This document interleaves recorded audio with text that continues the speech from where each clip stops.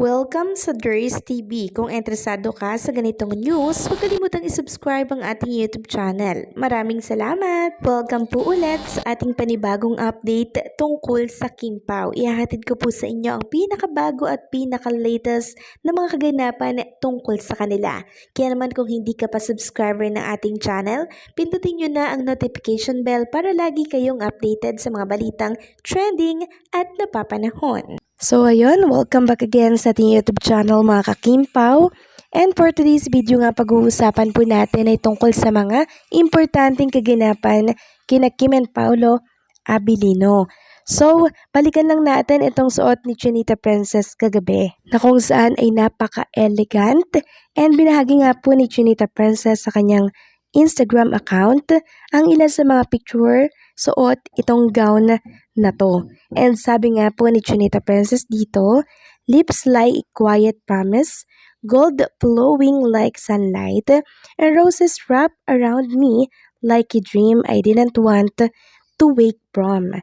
In that moment, nothing needed to be said, just felt. And alam niyo po ba mga ka-Kim-Pao, itong suot po ni Chinita Princess ay meron po palang kahulugan. Ito po ang sinabi ni Francis Libira na gumawa po at nagdisenyo ng kanyang gown na suot kagabi. Sabi niya, "Dear Kim, this gold metallic gown was designed to reflect your boldness and radiance. The shimmering fabric with its deep V neckline, halter cut, and dramatic side cutouts was made to celebrate confidence and sophistication. The high slit and fitted silhouette enhance your striking presence, ensuring that every moment captures the light. Forever with you, Francis Libiran." So yun po pala ang kahulugan mga ka-Kim-Pao ng kasuotan ni Chinita Princess. Itong gold metallic gown na napakaganda. Ito po pala ay rumereplika po dito kay Chinita Princess sa boldness niya and radiance. Talagang design for Chinita Princess ito and bagay na bagay sa kanya mga ka-Kim-Pao. Samantalang si Kim and Paolo Abilino po ay may pa-bubble head. Di ko alam kung bubble head to mga ka-Kim-Pao, correct me if I'm wrong. So, binagi po ito ng isang Kim-Pao fan. Sabi nga dito, ABS-CBN Ball 2025, Kapamilya Forever, The Magical Night. And eto po, may bubble head si Kim and Paolo Abilino. Very cute mga ka-Kim-Pao, no? Talagang kuhang-kuha po yung mukha ni Paolo Abilino. Si Chinita Princess, medyo hindi nakuha yung mukha niya. Pero yung gown niya mga ka-Kim-Pao, akmang-akma naman sa suot ni Chinita Princess. Samantalang, ipeplex ko naman sa inyo ang mga gown po ng Becky na umattend din po sa ABS-CBN Ball kagabi. Unahin natin itong gown nitong si Bella Padilla na kung saan ay tila baga reyna ng kalikasan. Ayan po yung kanyang gown mga ka-Kim-Pao. Mala berde na para bang nare-representa ang mga dahon dito po sa kagubatan. Ang ganda rin itong si Bella Padilla ha. And syempre, si Becky Angelica Panginiba naman ay simple lamang po ang kanyang kasuotan. Pero litaw na litaw pa rin po ang kanyang kagandahan kahit medyo chubby siya. Ang cute naman po ng kanyang forma at aura dito. So marami po ang nakapansin mga ka-Kim-Pao dito po kay Chinita Princess at kay Paolo Abilino habang rumarampa po dito sa red carpet ng ABS-CBN Ball. Napakasaya po nila. Ewan ko kung ano po ang tinatawanan nila mga ka-Kim-Pao. Pero sa pagiging masaya nilang to, marami na din po ang masaya mga ka-Kim-Pao. Isang napakalaking kasiyahan po na makita si Kim and Paolo Abilino na rumarampa dito sa red carpet. Actually, yan po nga ang ipinakaantay ng maraming Kim-Pao Nation kagabi. And maraming salamat talaga sa ABS-CBN dahil pinagbigyan po nila na makarampa at makita po si Kim and Paolo ng mga tagahanga nila na talaga naman pong hindi magkaumayaw na makita si Kim and Paolo Abilino sa gabing yon. And alam niyo po ba mga Kim-Pao, ang dami pong humanga at na-amaze dito po sa gown ni Kim and Paolo Abilino at katunayan po niyan, laman po ng lahat ng social media platform at ibang mga news site.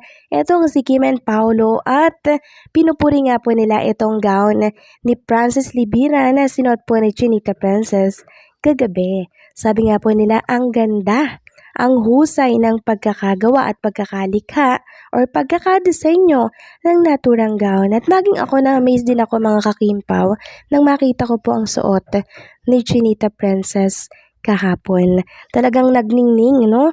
Pag tinatamaan po siya ng mga sinag, talagang nagniningning po yung mga metallic na nakadikit doon sa gown ni Chinita Princess. And alam nyo po, since umattend nga si Kim and Paolo Avellino ng ABS-CBN Ball at rumampa sila dito po sa red carpet, napansin nyo po ba mga kakimpaw na yung mga rumarampa sa red carpet ay mga magkokopol tulad po ni Julia Montes and itong si Coco Martin, ang JM Piang at marami pa pong iba. At yan nga po ang napansin ng isang page na nagpost ng tungkol kay Kim and Paolo Avellino. Sabi po ng isang page, #KimPao, one of the many katibayan that the two are in love at sila. Ball is for the couple daw mga kakimpaw. By the way, noong ball ng 2023, nagselos yang si Paolo. Dapat partner na sila noon ni Chinita Princess. Pero hindi pa. Kasi sinasabi ni Kim sa lahat na hiwalay na sila ni Sian. May mga nagtatanong kung nasaan ito. Ang huling sinabi niya, lumayas na bukod sa nag-ride. April 4, 2025. Eto, magkasama sila ni Chinita Princess sa ABS-CBN Ball. So, ang ABS-CBN Ball ay for couple and nakita natin si Chinita Princess dito.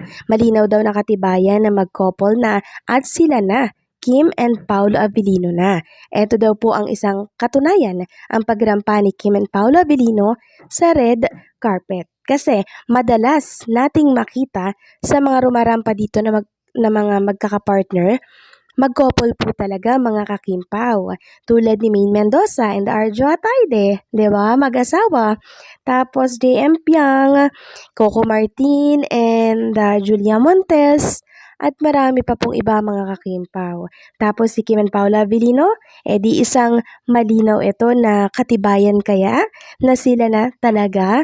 Hindi man po nila inaamin pero ang dami pong mga action na talaga namang nagpapatuloy na sila na po ay in a relationship sa isa't isa. Anong say ninyo dito mga kakimpaw? Ang ABS-CBN Ball ba ay for couple lamang or pang partner lang or pang tandem lang? Kasi sinabi ni Chinita Princess, 'di ba, na tandem lang daw sila kahapon. Ayaw nilang patawag na couple. Pero malino naman na ang ABS-CBN Ball ay pang mag-couple talaga. Tatanggi pa talaga si Chinita Princess, 'di ba? Pero napakalinaw ang pinakikita nila sa publiko. Anong say niyo dito mga kakimpaw? Please comment down below.